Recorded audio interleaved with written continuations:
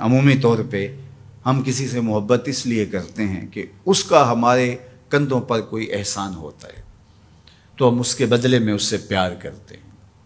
ٹھٹھرتے موسم میں جب بدن سردی سے کپ کپا رہا ہو اور کوئی بندہ دودھ کا گرم گلاس پیش کر دے، چائے کی پیالی پیش کر دے، تو ساری زندگی اس کا احسان نسلی شخص کو نہیں بھولتا۔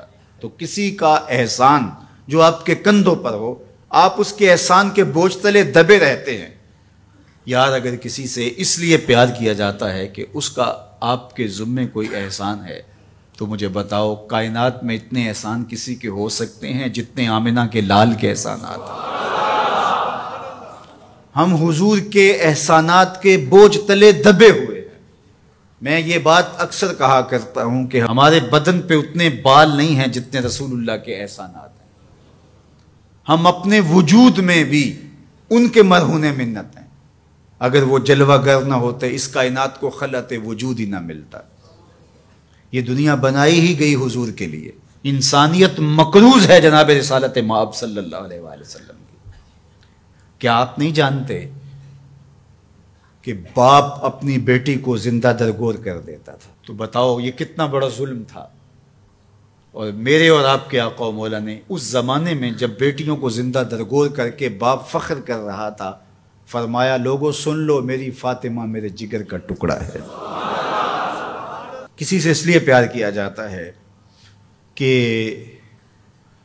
وہ صاحب کمال ہے۔ مشاہیر سے لوگ اس لیے پیار کرتے ہیں، بڑے بڑے سائنسدانوں سے، بڑے بڑے ہیروز سے، قائدین سے، اہل علم سے لوگ اس لیے پیار کرتے ہیں کہ وہ صاحب کمال ہیں۔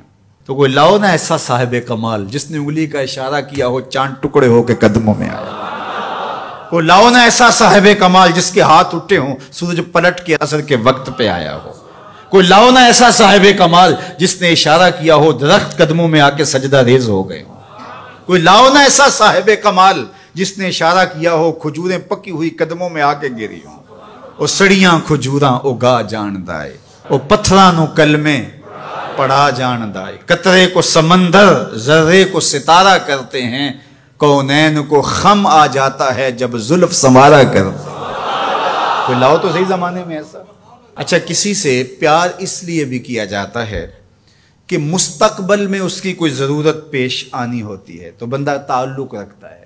تو اگر یہ غرض ہے محبت کی تو بتاؤ نزع سے اوکھا ویلا ہو سکتا ہے؟ بتاؤ حشر سے کوئی اوکھا ویلا ہو سکتا ہے؟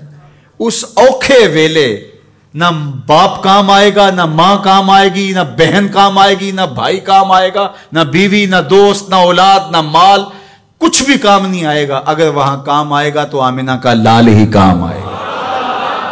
تو پھر آؤ نہ ان سے محبت کا رشتہ جوڑتے ہیں۔ کسی سے اس لیے پیار کیا جاتا ہے کہ وہ سونا بہت ہے۔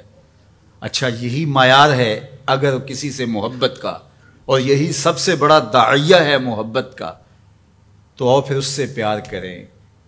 مکھ چند بدر شاہ شانی ہے، متھے چمک دی لاٹ نورانی، کالی زلف تے اکھ مستانی ہے، مخمور رکھی ہن مد بھریاں، سبحان اللہ ما اجمل کا ما احسن کا ما اکمل کا، کتے مہر علی کتے تیری، اللہ اکبر۔ آؤ پھر ان سے پیار کیجئے۔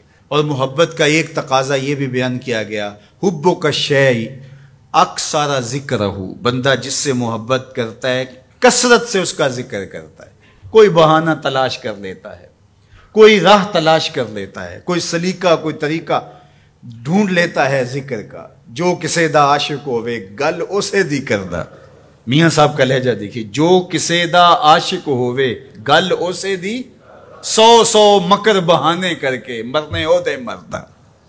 تو جس سے محبت ہوتی ہے تو بندہ پھر اسی کی بات چھیڑتا ہے، اسی کا تذکرہ چھیڑتا ہے۔ کثرت ذکر قرار جاں کا سبب اور ذریعہ ہے، اور تسکین کا سبب اور ذریعہ ہے۔ محبت کا ایک تقاضا محبوب کی اطاعت اور فرما برداری ہے۔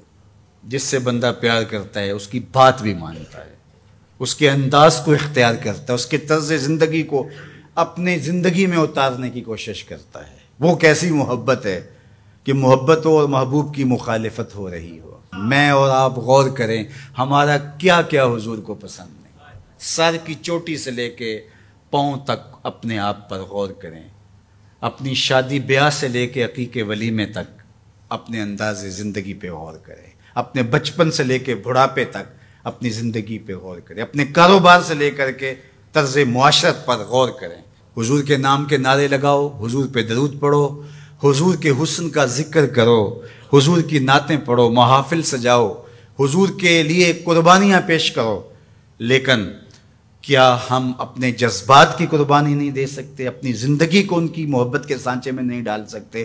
اگر ہم نہیں ڈال سکتے ہیں تو پھر ہماری محبت ابھی خام ہے، ابھی کچی ہے۔ یہ ربیع الاول کا موسم یہ ہمیں موقع فراہم کرتا ہے۔ کثرت ذکر محبت کی نشت کا سبب ہے، حضور کے جمال کا تذکرہ حضور کی محبت کی نشت اور نہضت کا ذریعہ ہے، حضور کے فضائل و مناقب کی باتیں سننا حضور سے پیار کو بڑھانے کا ذریعہ ہے، اور پیار جب پیدا ہوتا ہے تو پھر اس کا لازمی نتیجہ عمل اور عملی زندگی بھی ہے۔ اس لیے اس موسم کو بھرپور گزاریے گا، اچھے انداز سے گزاریے گا، اور میلاد کے نام سے کسی خرافات سے اپنے آپ کو محفوظ رکھیے گا۔ یہ دھوم دھڑکے، یہ ڈھول باجے اور یہ رسے باندھ کر کے راستوں کو بلاک کر کے لوگوں کو اذیت پہنچانا، یہ میرے نبی کا طریقہ نہیں ہے۔ خوبصورت انداز سے گھروں میں درودوں کی محافل سجائیے گا، اپنے بچوں کو بٹھا کے سونے محمد پہ درود پڑھیے گا، مساجد میں حضور کے ذکر کی محافل کیجیے گا، صدقہ و خیرات کیجیے گا، اپنی ہمسائیگی پر، اپنی رشتہ داری پر غور کیجیے گا، اور جہاں ضرورت ہو وہاں آپ ان کی مدد کے لیے پہنچیں۔ یہ میرے حضور کا طریقہ اور یہ حضور کا انداز ہے۔ پیر کے دن کا ان ایام کے اندر آپ سے ممکن ہو تو روزہ رکھیے گا، یہ حضور کی خوشنودی کا سبب ہے۔ اللہ کے حضور شکرانے کے نوافل ادا کیجیے گا۔